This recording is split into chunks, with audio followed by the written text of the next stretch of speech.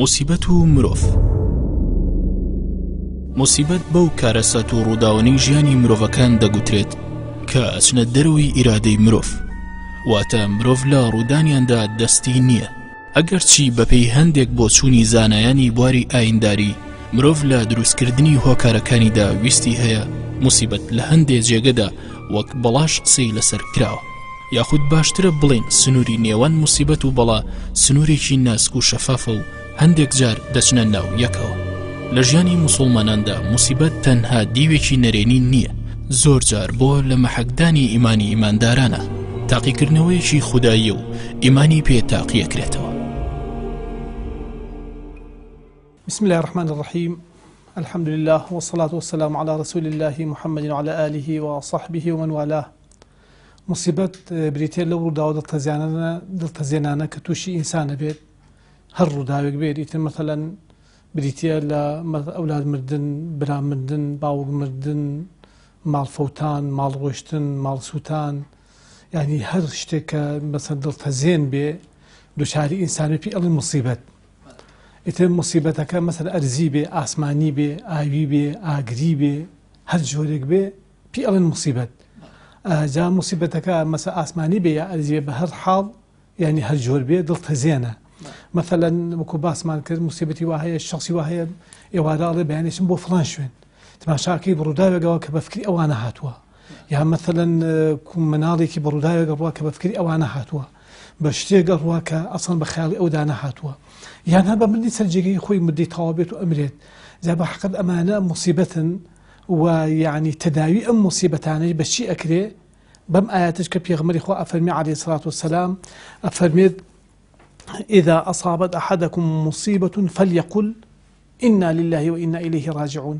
ئەگەر مصیبەت و ڕووداوێکی دڵتەزێن دووچاری ئێوە بوو،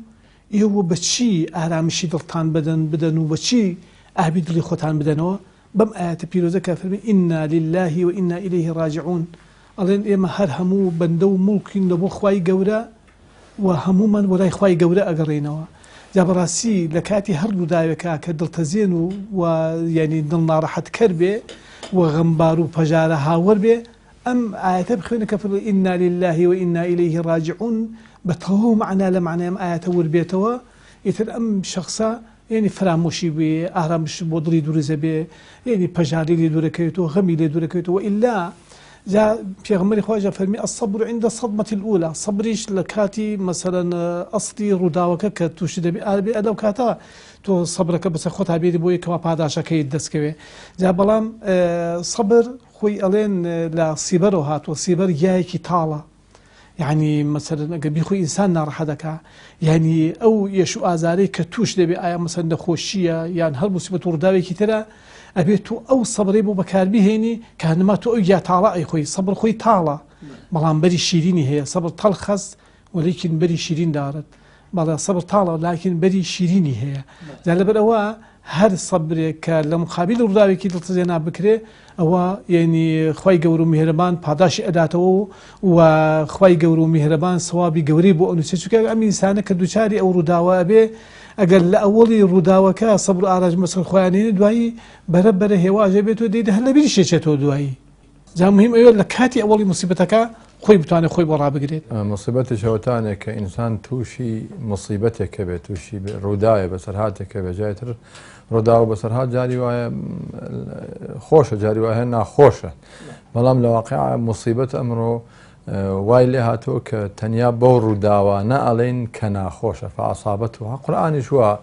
ئاماژەی پێکا، فەعەسابەتهو مصیبەة المەوت.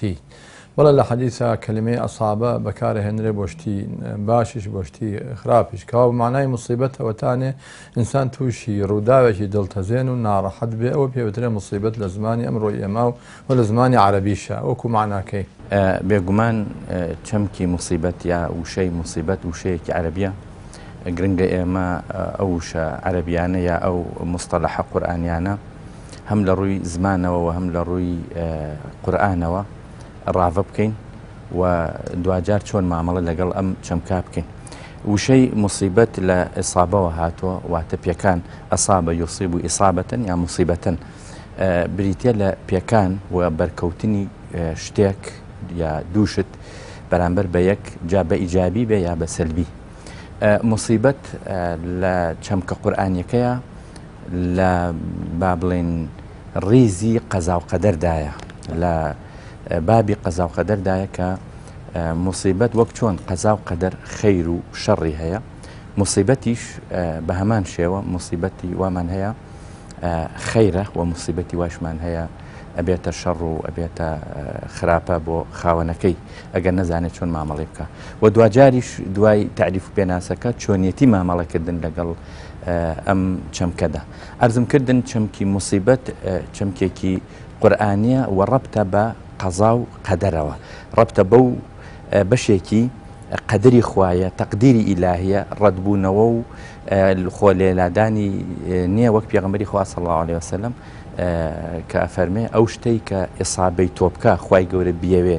بتپێکێ هیچ شتێک ناتوانێت لێت لابدا و لێت دوور بخاتەوە، و ئەو شتێش کە خوا لێت دوورە خاتەوە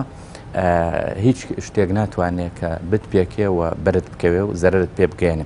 واتە بەشێک لە مصیبەت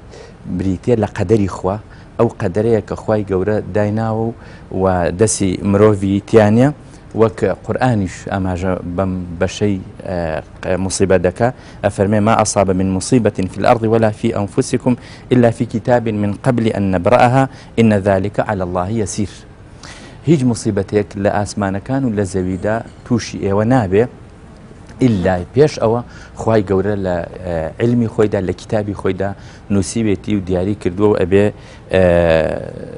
تووشتان ببێ. و بەشی دووهەمی مصیبەت ئەکەوێتە بەشی قەزاوە، یعنی ئەو بەشەی کە وەکو چۆن قەزا و قەدەر دوو بەشە، مصیبەتەکەش بەشێک لە مصیبەتەکان ئەچێتە بابی قەزای خوای گەورەوە. ئەو مصیبەتانەی ئەو قەزای خوای گەورەش یعنی چی؟ ئەو شتانەی کە خوای گەورە لەم ژیانەدا ئالێتێکی بۆ داناوە بۆ خۆپاراستن،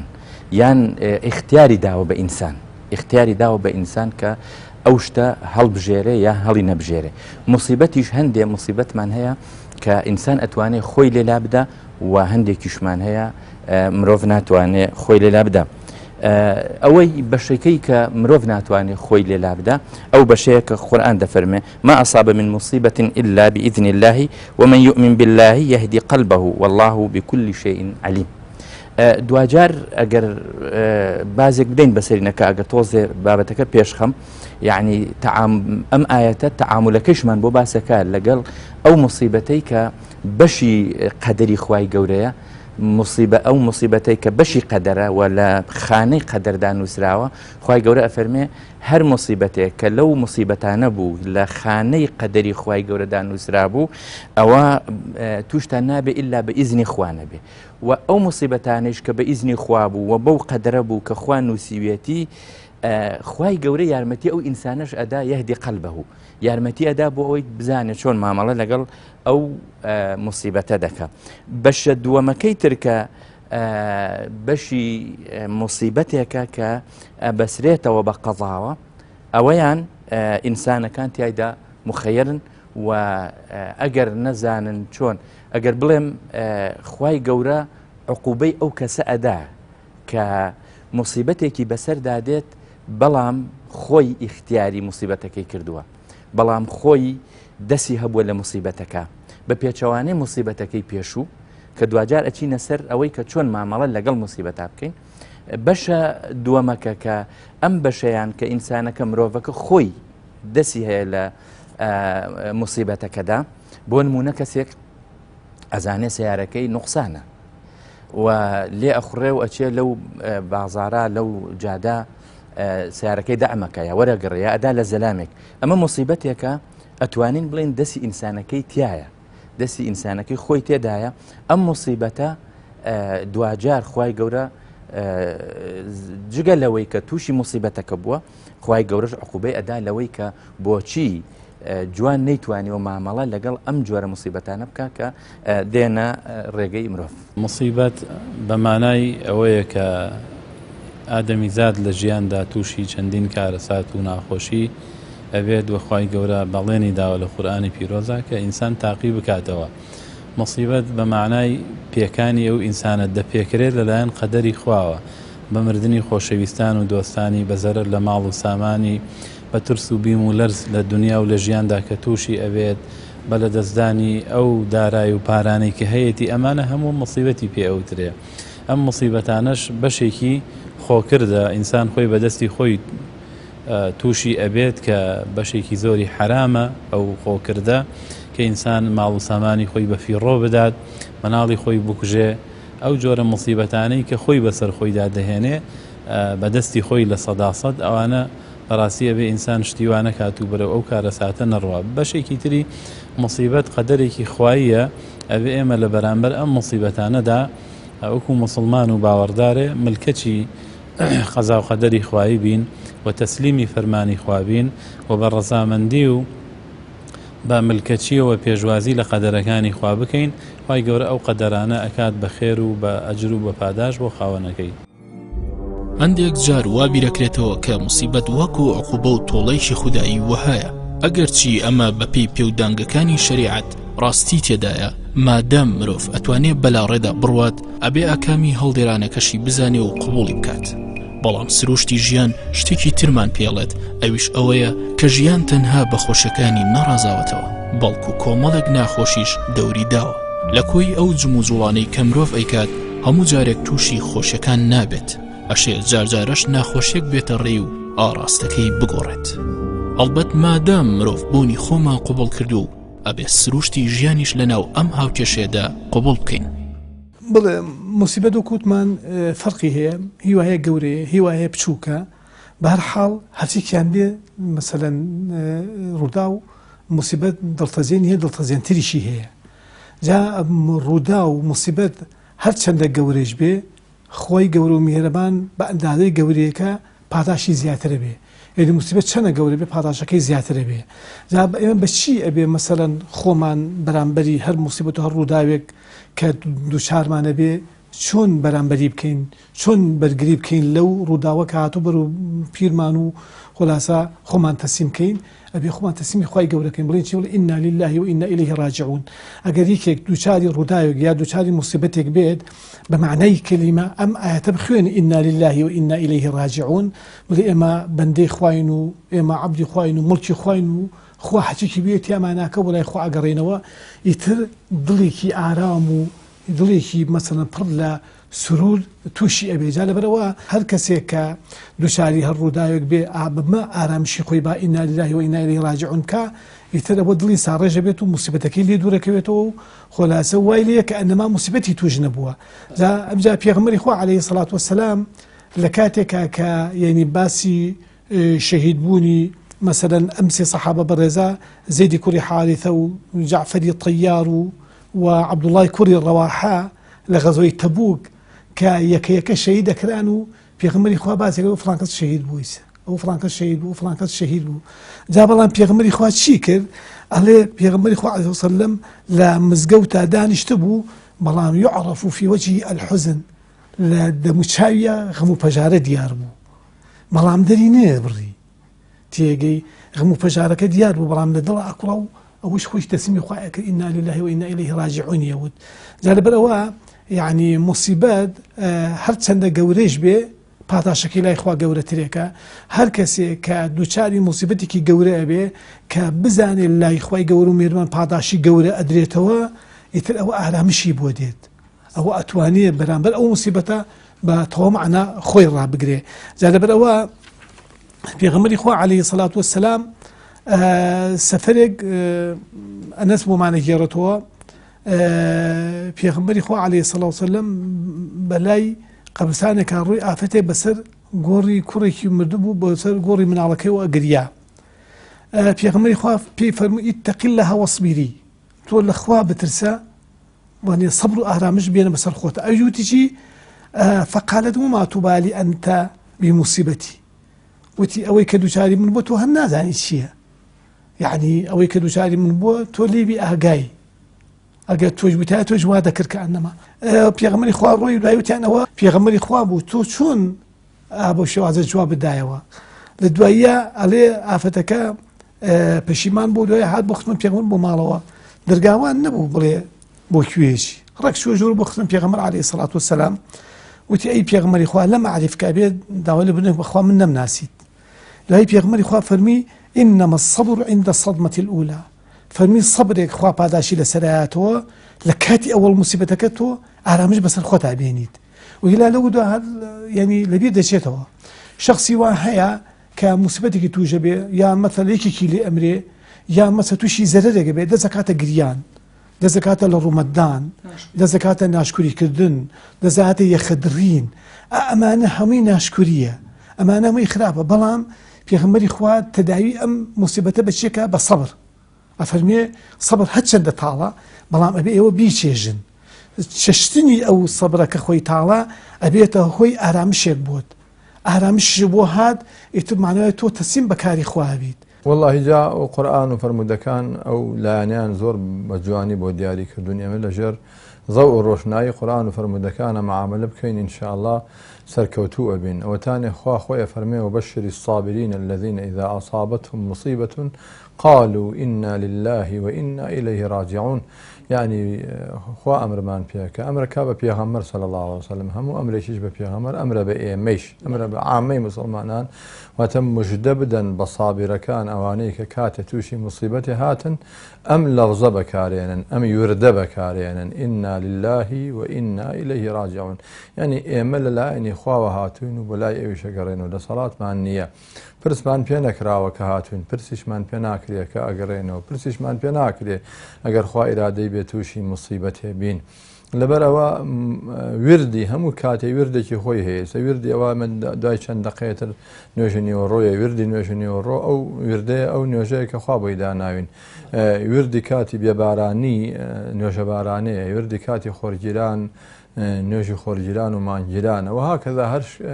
وردی کاتی گوناهباری و ئەمانە ئەستەغفر الله و تەوبەیە وردی کاتی مصیبەتیش ئەمەیە خوا بەی داناوین ئینا لله و ئینا ئیلەیه ڕاجعون گەورەترین وردەجا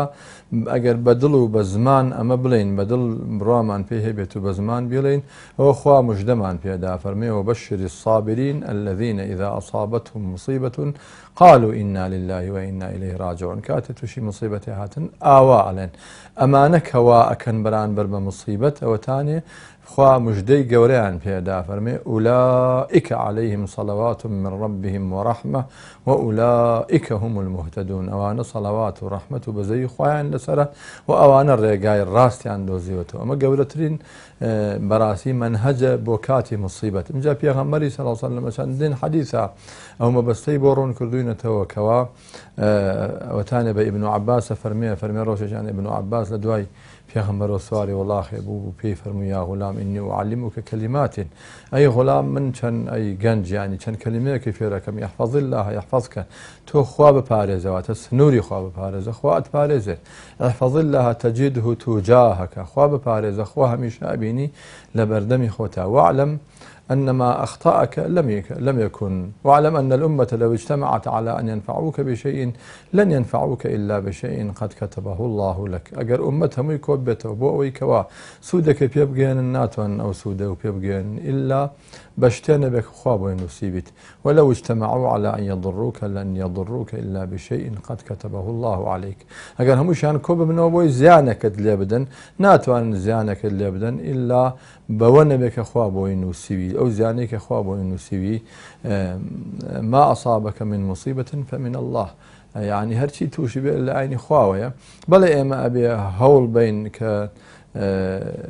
توشي مصيبة نين خمان بپارێزین حەزەرمان لەسەرە بەڵام کاتێکش کە خوا ئیرادەی کرد توشی مصیبەتمان کات توشمانەکە ئەمە تعاملی مسلمانە بێ ئاوا لە مصیبەت بڕبێتەوە بۆ شێوە بۆی بڕوانێ کە ئەمە تۆ ئەو پەڕی حەزەری خۆت بکەن بەڵام کە هاتیش ئەڵێ بەڵامەیە قەزامەیە کە هاتی بەخێر بێ یەکەم شتێک کە ئەبێ وەکو بڵێن بیکە ئەوەیە کە تەوبە لەوە بکە لو بەشە مصیبەتە بکە کە بەسەری هاتووە لەگەڵەوەدا کە مصیبەتەکەی بەسەر هاتووە زۆر جار وەک لە فەرمودەدا هاتووە بەهۆی گوناهێکەوە ئینسان تووشی مصیبەتێکە بێ بەهۆی گوناه و تاوانێکەوە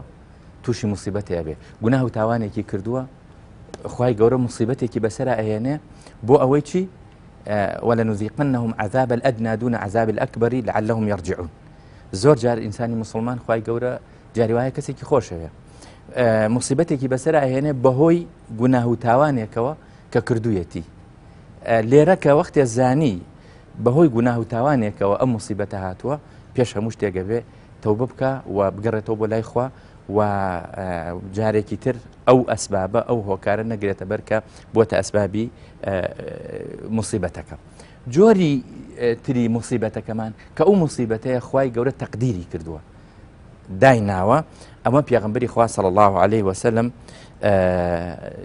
و لە قورئانی پیرۆزدا خوای گەورە بەم شێوەیە وەصفمان بۆ ئەکا و بەم شێوەیە ئێمەی مسلمان هان ئەدا بۆ ئەوەی کە چۆن مامەڵە لەگەڵ ئەم مصیبەتە بکەین ئەم مصیبەتە تەوزیف بکەین بە دیوە ئیجابیەکەیە ئەم مصیبەتە تەوزیف بکەین بە ڕوە ئیجابیەکەیدا و معلومی جەنابتانە کە مصیبەت یەکێکە لە مەحەطەکانی پاکبوونەوەی ئینسان بۆ قیامەت. خوای گەورە کە لە بەهەشت ئەبێ ئەو کەسانی تێبچێ کە بە تەواوەتی پاک بوونەتەوە لە هەموو گوناه و تاوان و ئەوانە. کۆمەڵێ ئێمە زانایان 11 یا 12 مەحەطەیان داناوە بۆ ئەوەی کە تا ئینسان ئەگاتە بەهەشت. یەکێ لەو مەحەطانە بریتێ لە مەحەطەی مصیبەت کە وەختێ مصیبەتێک هات چۆن مامەڵەی لەگەڵەکەی ئەبێتە هۆی کە قورئانە فەرمێ الذين إذا أصابتهم مصيبة قالوا إنا لله وإنا إليه راجعون أولئك عليهم صلوات من ربهم ورحمة وأولئك هم المهتدون. ئەو کەسانەی کە تووشی مصیبەتێک بن ئەو مصیبەتەی کە خوای گەورە قەدەری کردووە تووشی ئەم ئینسانە ببێ ئەم ئینسانە مصیبەتەکەی توش بووە بەڵام دێت بە دیوە ئیجابیەکەیە تەوزیفی ئەکا ئەڵێ چی ئنا لله وئنا إليه راجعون خوایە من بەرامبەر ئەم قەدەرەی تۆ بەرامبەر ئەم مصیبەتی تۆ تەسلیمم وەک چۆن لە قەزا و قەدەرەکە تەسلیم بووە لە مصیبەتەکە تەسلیمە کە وەختێ من تەسلیمم من خۆشم و هەرچی سەروەت و سامان و هەرچی خۆشی و ناخۆشیەکانی ئەم ژیانە هەیە هەمووی لە تۆ ئەیبینم و بۆ لای تۆ شەگەڕێمەوە جاخوای گەورە فەرمێ ئولایکە عەلەیهیم سەڵاوات من ڕەبیهم ئەوانە سەلام و بەرەکەت و ڕەحمەتی خوای گەورەیان بەسەردا دەڕێژێ لە مقابلی ئەو مصیبەتەدا کە خوای گەورە بۆی نووسیون لە قەدەری خۆیدا و ڕەحمەت و بەرەکاتی خۆشی بەسەریانە دەڕێژێ پاشانە فەرمێ ئولایکە هم المهتدون ئەوانە ئەو کەسانن کە بە ڕێگەیەکی تەندروست مامەڵەیان لەگەڵ مصیبەتەکەی شاکردووە و پێغەمبەری صلی الله عليه وسلم فەرمێ لا يصيب أحدا مصيبة فيسترجع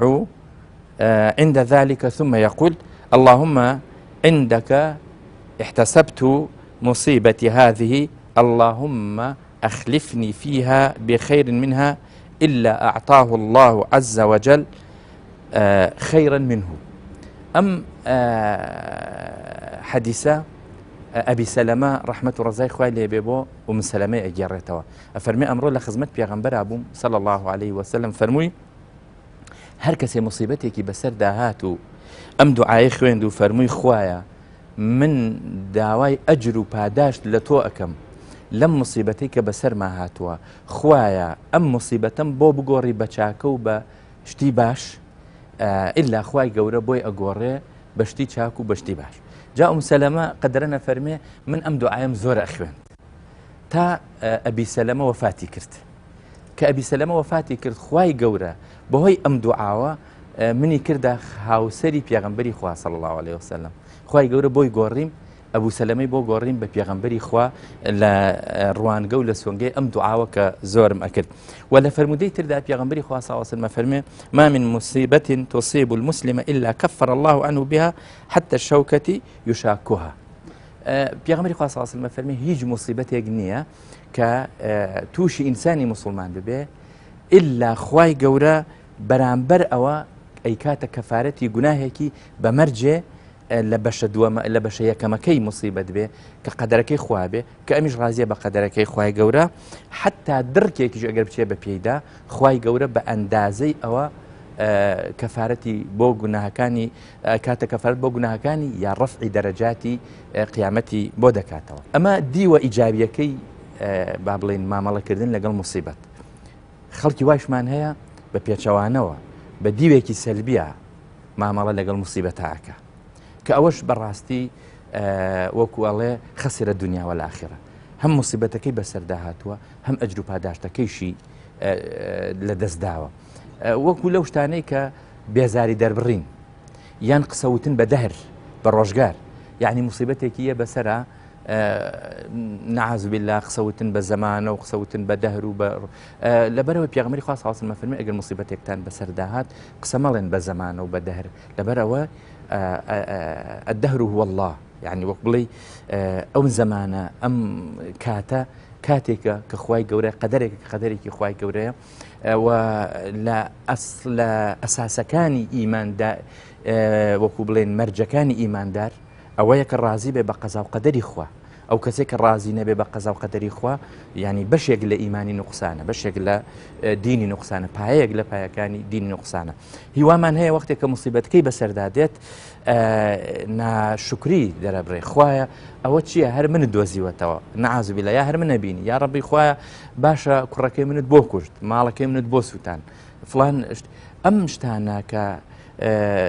وەکو بڵێن ناڕەزایی دەربڕینە بەرامبەر بە مصیبەت ئەمە لە شیمە و لە سیمای موسڵماندا نیە کە پێغەمبەری خوا صلی الله عليه وسلم ئەفەرمێ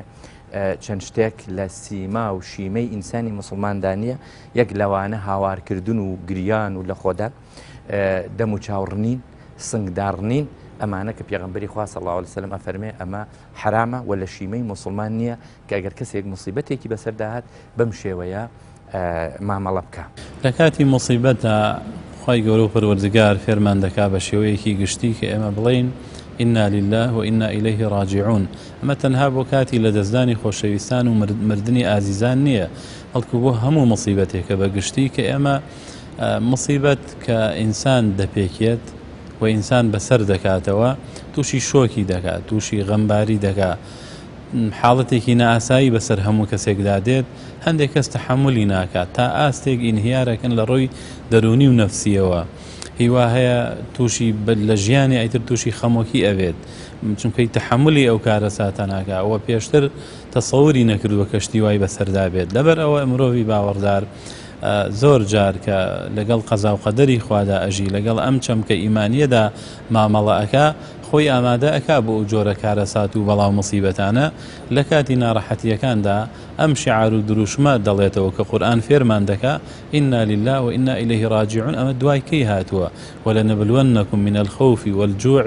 وَنَقْصٍ مِّنَ الْأَمْوَالِ وَالْأَنفُسِ وَالثَّمَرَاتِ وَبَشِّرِ الصَّابِرِينَ خی گەورە ئەفەرمێ تاقیتان دەکەمەوە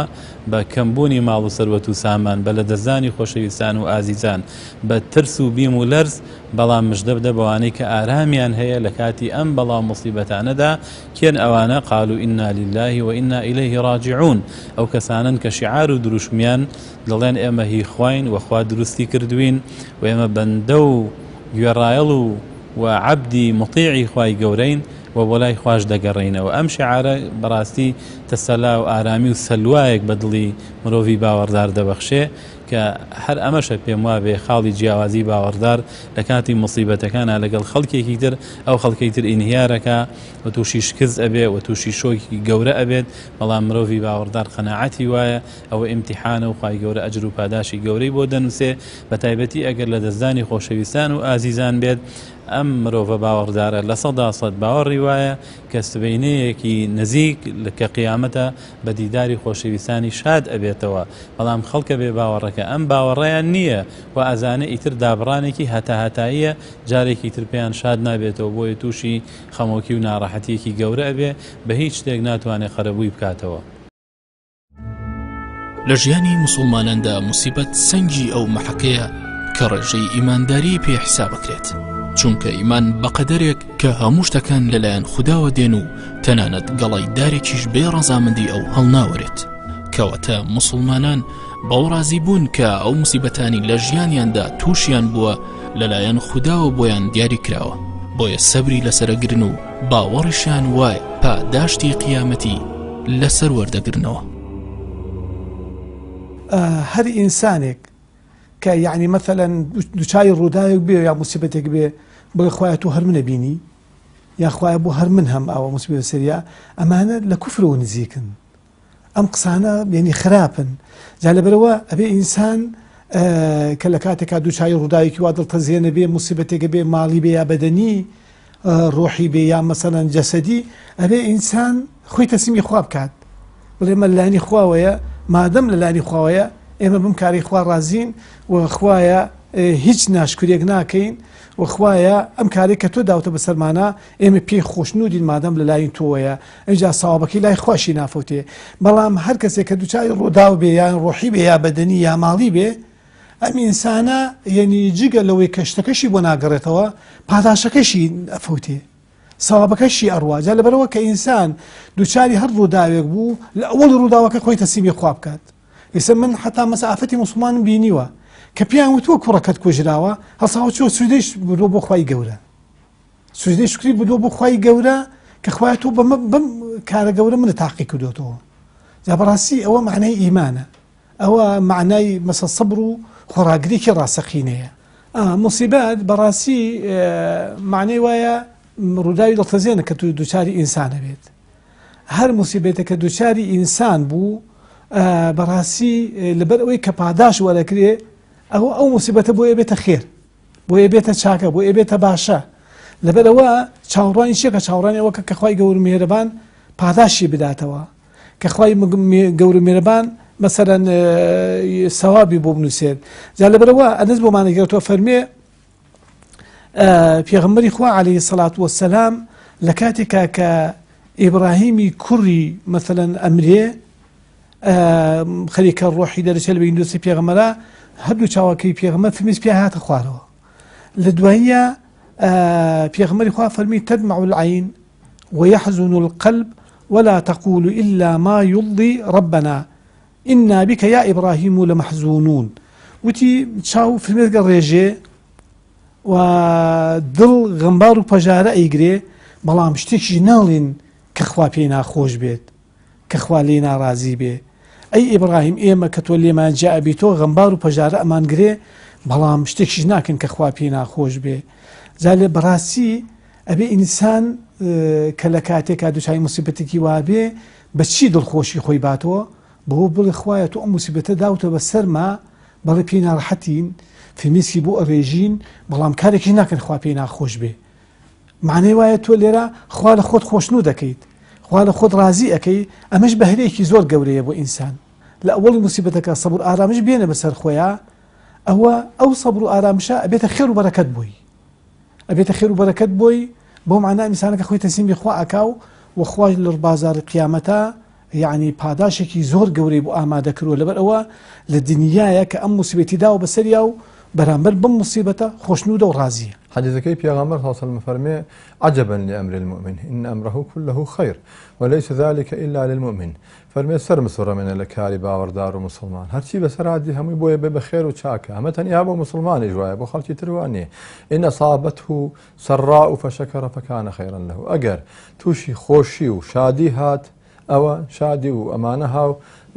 شكرانا بجيري خواك على سر أو ناس نعمتك توشي هاتوا بويا بخير وبويا بيت أجر فاداش وإن أصابته ضراء فصبر فكان خيرا له وأجر توشي النار رحتيها وتوشي بلا مصيبتها والصبر قليل برباري خوا بويا بخير بويا بيغمر صلى الله عليه وسلم فرمي حرشي توش بيه لو صبوا لنصبوا لنار رحتي ولا نخوشي وحتى الشوكة يشاكها فرمي حتى أجر درجة بتشي بجيانيا ببيا بدسيا بجيانيا درجك كان له بها أجر بويا بيبا أجر كاو براسي حتى الحديث جيترا دقي حديث كم نبرني فرمي مسلمان هند مسلمان خوا بليشي بونسي وبلاك برزة أميج بكذا وعملي خوي ناقي بو بلا ناقي بو بلا بلام خواي تعالى توشي بلا مصيبتك أكا نارحتي أكا يشو آزاري بسرا ديني أي صبر أقري لسري خواي تعالى بهوي أو يشو آزاره ويجيني بو بلا كاو بجاري بو بلي قيامة مصيبة أجر إنسان صبري لسري هبه براسي بو بلي قيامة زور برزة حتى من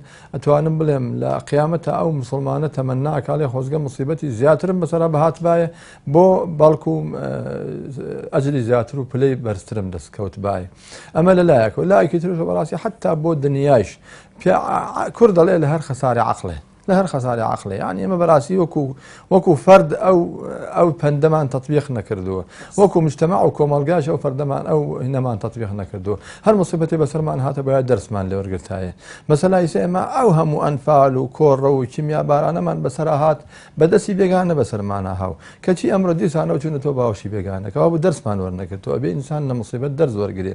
أبي وكو فرد وەکو تاکمان وەکو کۆمەڵمان ئەبێ بمانزانی باە کە ئێمە کێ دۆستمانە کێ دوژمنمانە نەتوانینەوە باوشی دوژمن جارێکی تریش بە هیوایەکەی لە دوژمن هەر کەسێ بەتەما بێ لە زەردەواڵە هەنگوین بەدەستبێنێ بەڕاستی بێعەقڵە ئەبێ ئینسان ئەگەر بە دوای هەنگوینا بگەڕێ لە مەنحەل و لە هەنگەڵانەکانە بە دوایە بگەڕێ لە شاری زەردەواڵە بە دوایە نەگەڕێ ئێمە وەمان لێ هاتووە ئەو خەسار و عەقڵ و موسیبەتەمان بەسەر هاتووە لە پێشە ئەم میلەتە ئەوهەم و کۆڕە و ئەنفال و دەردەسەری و مەرگەسەری بینی کەچی جارێکی تر تازە چوونەتەوە باوەشی بێگانە بەتەماین لە بگیانە دەرز وەرگرن نەوەڵا تۆ گەر سیجنەکەت بینی حەقوایە دەرسی ئەوەی لێ وەرگری کە تۆ سیجن کرای لە سیجنا چەند پێت خۆشە خەڵک بێ بۆلات ئەبێ کاتێکیش کە دەرچووی لە سجن ئەو کاتە ئاوا بەدەم سیجنەکانەوەی بەدەم لێ قەومانەکان کاتێن نەخۆش بووی چەندێ پێ خۆشە خەڵگیە بۆ لاو ئەبێ ئاوا پێ خۆش بێ کە ساغ بوویتەوە بچی بۆ لای نەخۆشەکان و سەردانی نەخۆش و لێ قەوما و داماوانەکان بکەین ینی بەڕاستی ئێمە ئەگەر بمانێ وەکو تاک وەکو کۆمەڵ زۆر دەرز لە موسیبەت وەرەگرین بەڵام بەداخەوە ئەو میلەتەی من زۆرم وتە لە خوتبەیشە لەسەر من بەرێڵێم ئەو میلەتەی کە بە درێژایی تەریخ دەرسی لە ڕابردووی خۆی وەرنەگرتووە تەنیا میلەتی کوردە و بەداخەوە ئەم جارەی دەرسمان لێ وەرنەگرت ساخوای عاقڵمان کات و بێنەوە بە هۆشی خۆمانە و دۆست و دوشمنی خۆمان بناسین و لە موسیبەت و لە قەومانەکان دەرس وەرگرین لە ڕاستیدا موسیبەت وەک نەخۆشی وایە زۆر جار نەخۆشی موسیبەت خۆی نەخۆشیە زۆر جار نەخۆشێک کە نەخۆشەکەوێ ئەم نەخۆشیە ئەم ڤایرۆسە کە ئەچێتە جسمی ئەم ئینسانەوە خزمەت بە جسمی ئینسانەکە یعنی جاری وایە مقاومە و وقایەیەک بۆ جسمی ئەم ئینسانە دروستەکە کە ئیتر جارێکی تر ئەو نەخۆشیە یان نەخۆشی لەوە قورستر ناگرێتەوە توش نابێتەوە موسیبەتیش وەختێک کە پێغەمبەری خوا صلی الله عليه وسلم ئەفەرمێ موسیبەت وەکو بڵین ڕێژەی دینداریە بە ڕێژەی دینداری ئەشەد البەلاء الأنبیاء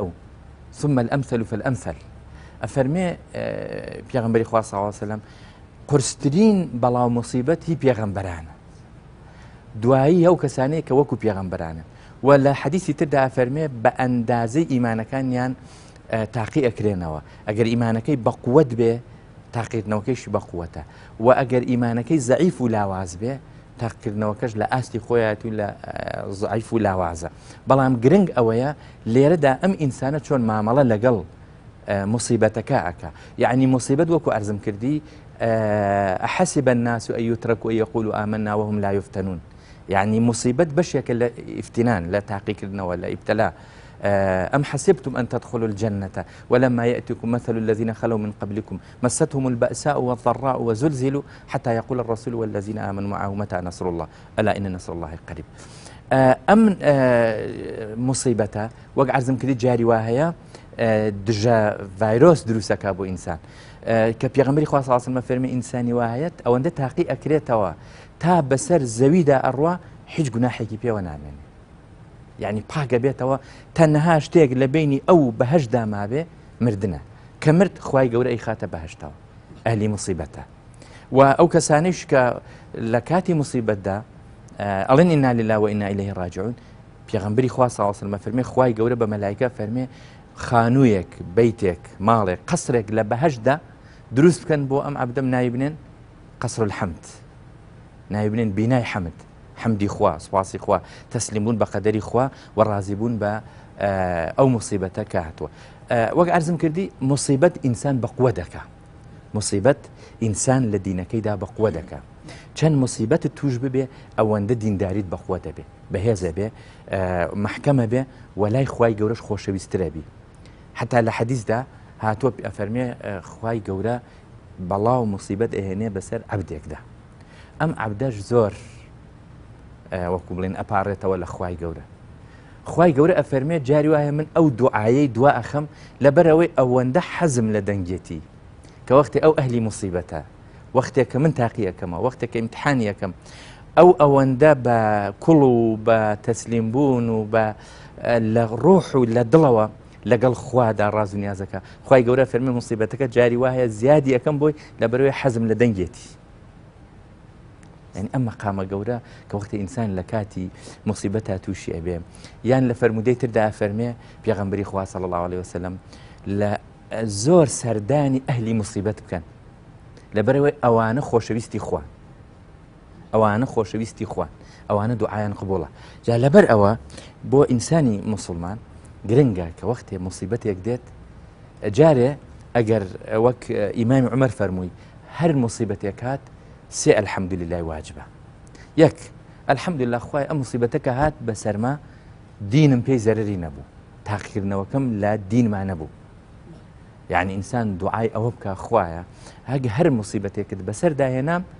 موسیبەتی بێدینی نەبێ. گەورەترین موسیبەت بریتێ لەوەی کە ئینسان خوا نەخواسە موسیبەت لە دینیا بێ کەسێک بێ کە بێدین بێ.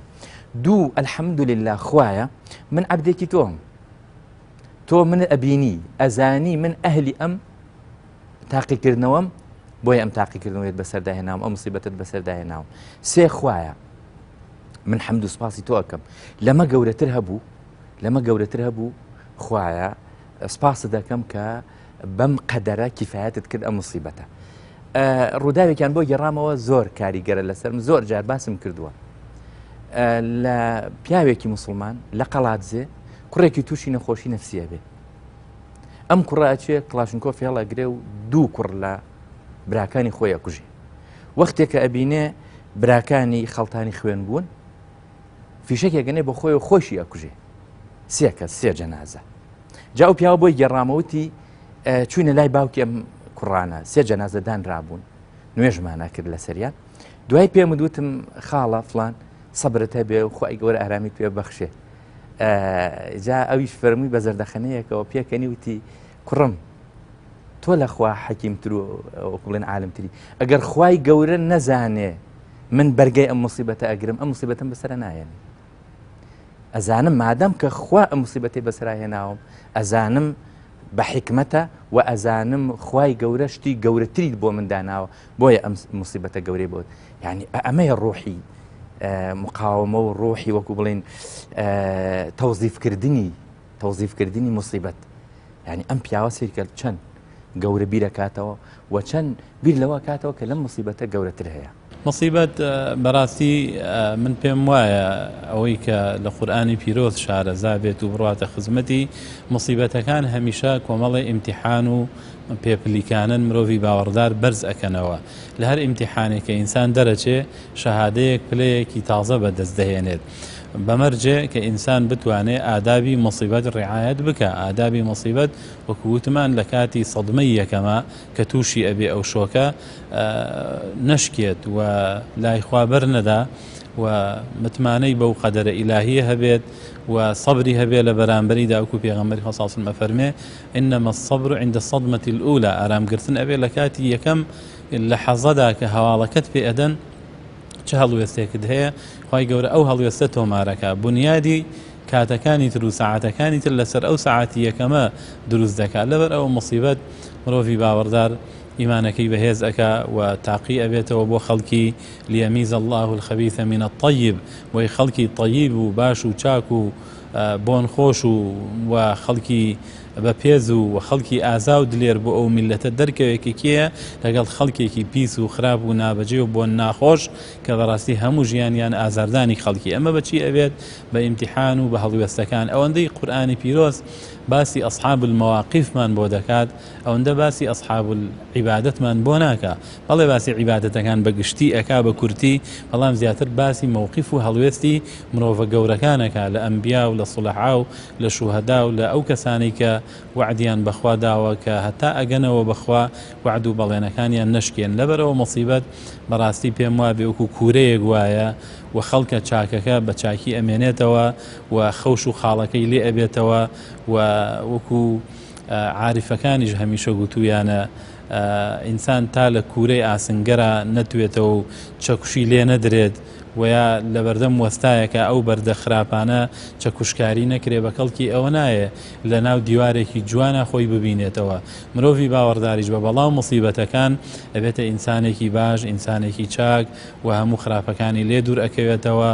لەو ئیمتیحان و لەو کوورەیەدا بە جوانی گەرم ئەبێت بۆ ئەوەی کە تەحملی ناڕەحەتیەکانی ڕێگا بکات.